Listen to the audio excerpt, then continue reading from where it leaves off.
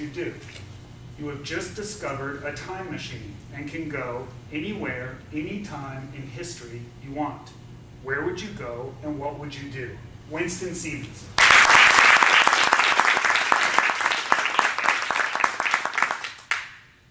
Well, I love that question because as a kid, I used to just love to read these books about Indians, American Indians, and the cowboys and the pioneers.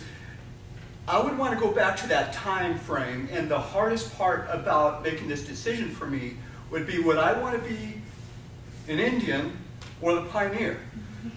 Because I just love to read both the stories, and if I go see a movie and it's about the Indians, I'm rooting for the Indians. And if I go see a movie and it's about the pioneers, I'm rooting for the pioneers. So I'm just glad in a way that I wasn't there at that time, because I guess I would just have to be born into it, and that would settle it for me. But for me to actually choose one or the other right now, I don't know. I just always loved the thought of just being I guess the word comes to mind is a wild Indian. And you just go out there, you know how to live off the land. And you're one with nature. You just appreciate everything. You give everything this amazing, beautiful value. Everything has a purpose for being there.